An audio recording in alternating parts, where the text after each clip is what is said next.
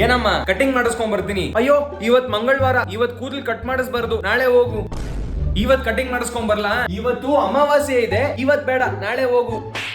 ಇವತ್ತಾದ್ರೂ ಕೂದಲು ಕಟ್ ಮಾಡಿಸ್ಕೊಂಡ್ ಬರ್ತೀನಮ್ಮ. ಶನಿವಾರದೊತ್ತು ಯಾರಾದ್ರೂ ಕಟಿಂಗ್ ಹೋಯ್ತಾರಾ? ಇವತ್ ಹೋಗ್ಬೇಡ, ನಾಳೆ ಹೋಗು. ಇವತ್ ಹೋಗ್ ಬರ್ಲಾ? ಇವತ್ತು ಸೋಮವಾರ ಕಣೋ, ನೀನ್ ಹುಟ್ಟಿದ್ದು ಸೋಮವಾರನೇ, ಹುಟ್ಟಿದ ದಿನ ಹೋಗ್ಬಾರ್ದಂತೆ ಕಟಿಂಗ್ಗೆ. ಇವತ್ ಬೇಡ, ನಾಳೆ ಹೋಗು. ಇವತ್ತಾದ್ರೂ ಹೋಗ್ ಬರ್ತೀನಮ್ಮ.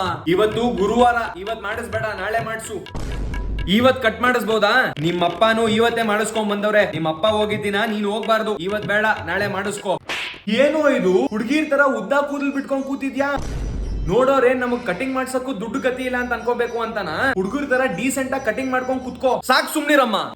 ಕೂದ್ಲು ಉದ್ದ ಇದ್ರೆ ನೀನೇ ಉಗೀತ್ಯಾ, ಕಟಿಂಗ್ ಹೋದ್ರೆ ನೀನೇ ಬೇಡ ಅಂತ್ಯಾ. ನಿನ್ನೆ ಥರ್ಸ್ಡೇ, ನಾಳೆ ಸ್ಯಾಟರ್ಡೇ, ಇವತ್ ಫಾದರ್ಸ್ ಡೇ, ನಾಳೆ ಚಿಲ್ಡ್ರನ್ಸ್ ಡೇ ಅಂತ ಎಲ್ಲಾ ಹಾಲಿಡೇ ಹೆಸರು ಹೇಳಿ ಕತೆ ಹೊಡೆದು ಕಟಿಂಗ್ ಹೋಗೋ ನನ್ನ ಕೂದ್ಲು ಕಟ್ ಮಾಡಿಸದೇ ಇರೋ ಹಾಗೆ ಮಾಡ್ತೀಯಾ. ಕೂದ್ಲು ಉದ್ದ ಬೆಳೆದ್ರೆ ಮತ್ತೆ ನೀನೇ ಬೈತ್ಯಾ. ಆಯ್ತು ಬಿಡಪ್ಪ, ಇನ್ಮೇಲೆ ನಿನಗೆ ಏನು ಹೇಳಲ್ಲ. ಹೆಂಗಾದ್ರೂ ಕೂದ್ಲು ಬಿಟ್ಕೋ, ನಿನಗೆ ಇಷ್ಟ ಇದ್ದಾಗ್ಲೇ ಹೋಗಿ ಕಟಿಂಗ್ ಮಾಡಿಸ್ಕೋ. ಹಾಗಿದ್ರೆ ಈಗ್ಲೇ ಹೋಗ್ಲಾ?